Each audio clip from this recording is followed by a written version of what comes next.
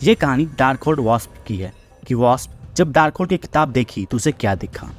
जेन अपने कमरे से बाहर वास्प के लगे छत्ते को देखते सोचती रहती है कि कैसे नर वास्प सब में कामिल फुद्दू होते हैं, बिना मादा वास्प के उनकी कोई औकात नहीं है। और इतने में ही हैंक वहीं जाते और आज का क्या प्लान है।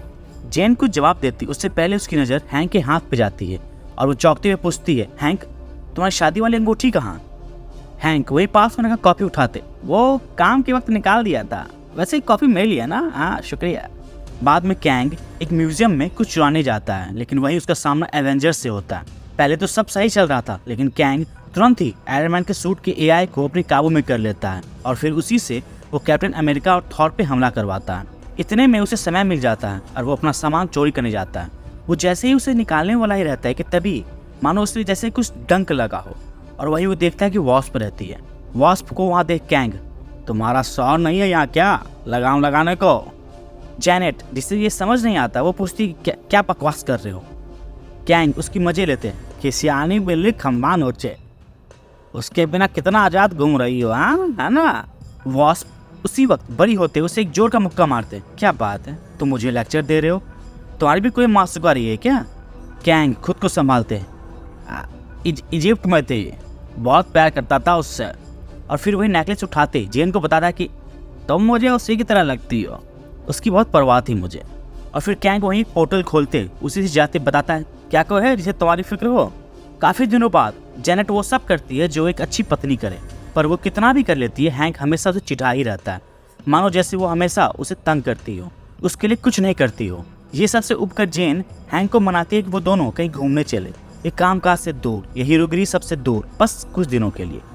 लेकिन हैंक उसे मना कर देता है, ये बोलते कि उसके पास अभी बहुत काम है, सांस लेने तक की वक्त नहीं है, अच्छा होगा अगर वो उसे अकेला छोड़ दे। काफ़ी समय बीत गए, सब ऐसे ही चल रहा था। एक बार जेनेट और हैंक को एवेंजर्स मैंसन से एक पार्टी का इन्विटेशन आया। जेनेट को लगा कि काम के माहौल से कुछ समय के लिए दूर रहना अच्छा होगा, लेकिन ऐसा कुछ नहीं हुआ।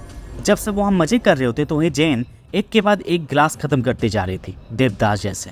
पेपर ये देखती है, उसके बाद वो जेनेट को समझाती है कि शादी में ऐसा कभी कभी होता है और वैसे भी तुम दोनों को साथ में कुछ करना चाहिए, साथ अगर ना भी हो तो तुम्हें अपने लिए कुछ करना चाहिए। ये सुनते ही जेन को कैंग की बात याद आ जाती है, क्या कोई है जिसे तुम्हारी फिक्र हो। हैंक सिर्फ खुद की पड़ी रहती है, उसे गलती वो करे नाम मेरे पे, काश उसे काबू कर पाती, लायक नहीं है मेरे, फिर भी ऐसा क्यों करने दे रही हूँ मैं। दरवाजे दोनों तरफ से खुलते हैं, मैं बंद कर दूँ वो कभी खोले भी ना। वो अपनी तरफ से कुछ भी नहीं करता, वैसे वो बोलता कुछ और करता कुछ। जेन और टाइगरा एवेंजर मैंसन में एक दरवाजे के बाहर इंतजार करते बात करते रहते हैं। इतने में ही हैंक पूरे गुस्से में वहीं आता है, जिसे देख जैन, हैंक क्या हुआ। हैंक गुस्से से तिल मिलाते, जैन फाड़ में जाओ, अकेला छोड़ दो मुझे। और फिर उसे पकड़े बोलता है कि एवेंजर्स को लगता है कि जब मैं येलो जैकेट बनाऊं मैं सठिया गया हूँ, उस एल्फ क्वीन से बातचीत के बदले लड़ाई हुई थी, उसकी भड़ास निकाल रहे हैं ये सब, वो सब मेरा कोर्ट मार्शल कर देंगे, मुझे डर लग रहा है। जैन उसे गले लगाते, सोचती है कि मैं इससे कहीं ज़्यादा अच्छा कर सकती हूँ। जैन सोचती है कि बहुत उदास रह ली, बहुत नज़रअंदाज कर दिया गया, बहुत कंट्रोल में रह ली। नर वास्प डंक नहीं मारते, जिसकी वजह से मादा की हुकूमत चलती है। उसी रात जब हैंक अपने लैब में कुछ काम करते रहता है तो वहीं जेन उसे देखने आती है, अपना रूप छोटा करके। लेकिन तभी हैंक का एक रोबोट वार्निंग देता है, एवेंजर्स सामने है। हैंक गुस्सा आते, जेन तुम मेरी जासूसी कर रही हो, और वही जोर का मुक्का मारता है, तुम्हारी फिक्र हो रही थी इसलिए देखने आई, वैसे ये क्या बना रहे हो। हैंक बताते कि ये उन सब एवेंजर्स का मुंह तोड़ जवाब है, मेरे साथ जितनी जाति की है उन सबको पता चलेगा मैं क्या हूँ। जैन उसे बीच में रोकते, बस करो हैंक, ये सब ठीक नहीं है। और तभी हैंक एक जोर का थप्पड़ जेन को मारता है और वो वहीं पास रखे गिलास पे गिरती है, जिससे उसका हाथ कट जाता है। हैंक जब ये देखता है तो जेन से माफ़ी मांगता है, बोलता है कि उसे पता नहीं उसे क्या हुआ।